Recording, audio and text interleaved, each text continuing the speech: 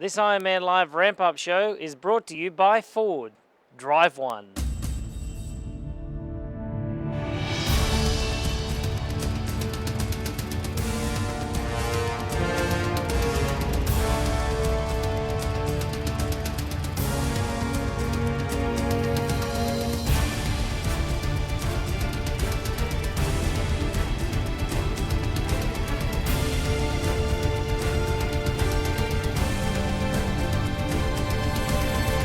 Hi everyone and welcome to the 2010 Ford Ironman Florida. We're here in Panama City Beach and as you can see right behind us, not so nice today, but it's going to get better.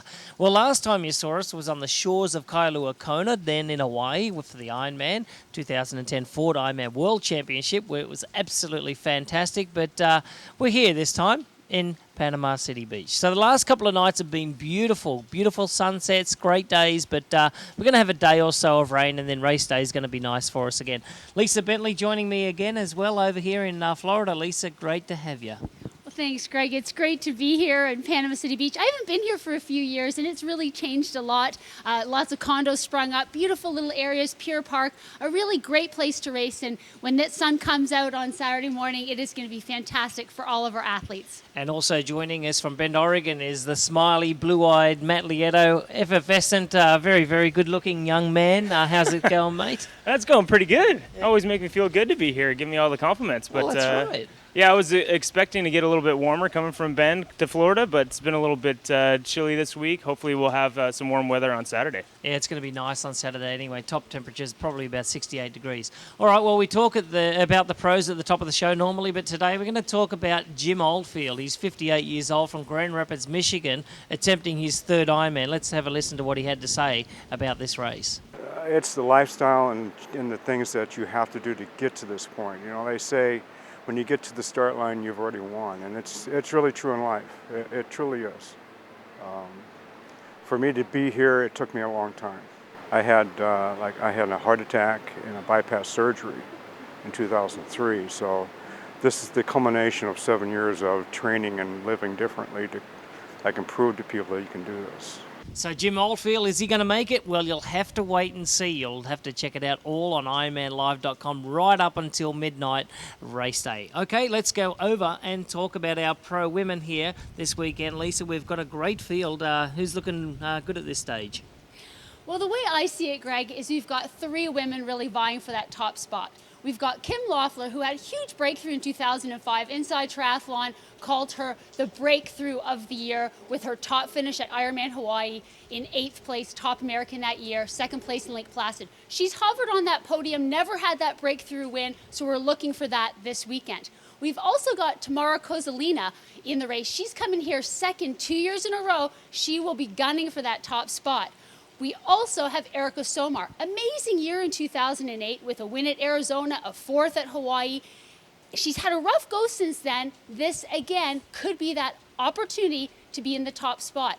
Two dark horses, Nina Kraft, not usually called a dark horse, but she hasn't finished this race the past 2 years, although she does have the course record of 9 hours and 5 minutes. And Jessica Jacobs, with a 6th place at Ironman Canada and a 2nd place at an iron distance race earlier in the year, she will have likely a great breakthrough race here. It's going to be pretty darn exciting for our women's field.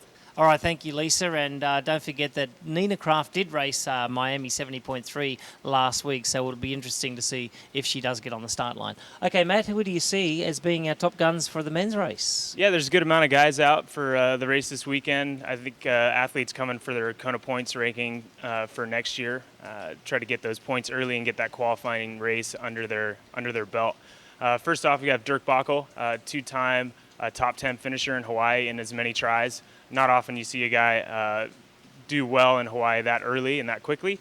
He's a great runner, great cyclist, amazing swimmer. So I think see him having a great race all around. He's kind of the guy to beat. Right with him, though, James Kannamma, a guy who has a lot of momentum right now.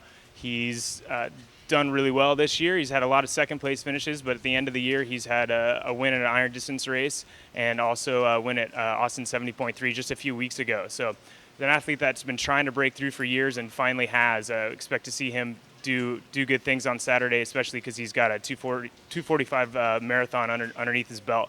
Also, you've got Chris Mcdonald. He's kind of the class cyclist of the field here on Saturday. Has many bike course records. Great all-around athlete. If it gets tough out there, expect to see him run through the field as well. He's kind of that guy with a lot of experience, 2 Ironman wins underneath him, so he's ready to go on Saturday. Also, Petr Veberček, that athlete that keeps going, does many races. He usually does, got to be 5 to 10 iron distance races a year. Had a second place at Ironman Lake Placid this year. Expect to see him do a really good job on Saturday. Also, Massimo Cigana, he's kind of he has a history of the cyclist in the sport. He rode with Mercatini Uno for years back in the day, also with Marco Pantani. Expect to see him ride really well, but also run smooth. He's shown us all over the years. I think when he first came out and was just a cyclist, we all expected him just to be one of those guys who rode well and didn't run well. He's put a lot of work on his run, and expect to see him have a great run on Saturday. Also, can't forget Brian Rhodes is also out here, as well as Max Longry, who's a class runner as well, low 240 marathon runner. Yeah, and also Romain Gilliam, who was leading our race up at the Ford Ironman Wisconsin earlier in the year as well. Okay, so it's going to be a stacked pro field this weekend at the Ford Ironman Florida. Okay, the swim course here at the 2010 Ironman Florida, 2 counterclockwise loops adding up to 2.4 miles. Absolutely gorgeous here, swim conditions in the Gulf of Mexico. So the athletes do 2 laps. They do 2 left-hand turns on each lap. They run out of the water and go back in for their second lap, and then run up into transition. Okay, we caught up with Gina. This is what she had to say about the swim course. There's lots of jellyfish in the swim, which may or may not be at the level where we're swimming. I know that the jellyfish can sting a little. I know it doesn't last very long, and I figure with the adrenaline I won't feel much. Not only does Gina have to battle the elements out here, but she has to battle Mother Nature too. Okay, the bike course has 1,003 turns on it, but it's a very nice one. Long, straight roads, not many hills on this course whatsoever. Actually, the first 7 miles, you'll go over a bridge, and that is your only hill, but a lot of right-hand turns coming back along the beach boulevard there into a headwind, and that'll finish it off 112 miles. We talked to Joe, and this is what he had to say about the bike course. But the country around here, it's very interesting. Not a lot of hills. Maybe you lose sight of people up above. The hardest part you have is coming across the big bridge, across the water, and then looking at the towers and you think, boy, I'm only a few miles away and it's 4. And then you turn there and then it's 5. The run course at this year's 2010 Ford Ironman Florida is no different than past years. Absolutely dead flat. They run right out to St. Andrews Park, which is about 6.5 miles out. They'll do a U-turn, completely flat. Lots of crowds on this course, so you will never be let down. There is always plenty of momentum out there as well. Nice short steps, get you all the way back into the finish line, turn around at 13.1 miles and return for the finish line the second time. So our top 5 tips of the week here at the 2010 Ford Ironman Florida. Lisa, what do you got for us? Number 1. Number 1, well, athletes coming to this race will be thinking about navigating the 2.4 mile swim. And yet, it's equally as important to practice those ins and outs. And what I mean by that are the long stretches of shallow water leading into the ocean. And a lot of time can be made up practicing your dolphin diving, where you dive into the water and you hop over the water with your legs as you try to get into the water and out of the water. Athletes can make up a ton of time if they practice that in the days leading up to the race. Okay, in the shallow water, they can wade with their legs on off to the side as well. Matt, what do you got for us, number 2? Number 2, I'd say don't forget to pace yourself on this bike. Oftentimes on a flat, fast course like this, when you're tapered correctly and ready to go for a race, you'll go out real hard and forget that you're still doing an Ironman. So don't forget to look at that power meter or heart rate monitor and keep things held back at least that first hour or two, and then you can kind of build into the rest of the day. Yeah, and generally the first 7 miles or so, they go out with a tailwind. So take it out nice and slow. Number 3, Lise? Well, still on the bike course, it's a flat course, and people think a flat course is easy, but it's anything but easy. In fact, because you're using the same muscles all the time, it can get very, very tiring. So I suggest that athletes put it in a harder gear and get out of their saddle and really stomp on those pedals just to change things up. Pretend you're climbing a hill for a short amount of time and break things up. You might actually find that you can be riding in a little bit harder gear than you actually thought. So break it up so that you can change the momentum and keep things rolling along. Okay, so get up out of the saddle and stretch a little bit and just change things up. Okay, what do you got for us, number 4? Number 4 for me is be prepared for any type of weather. Obviously, right now today it's pretty rainy. We think it's going to be warmer on Saturday. It's going to be cool to start, so throw an arm warmer in that transition bag, maybe both arm warmers in the transition bag, and maybe a vest as well, and maybe throw some extra stuff in that run bag. You never know what the weather's going to be here at Ironman Florida. Sometimes warm, sometimes cool, sometimes rainy. So always have some options so you're not out there all day cold. Okay, so they've got the arm warmers here in the Ironman Florida. We've got the arm coolers in Ironman Hawaii. Okay, Lisa, what do you got for us final, number 5?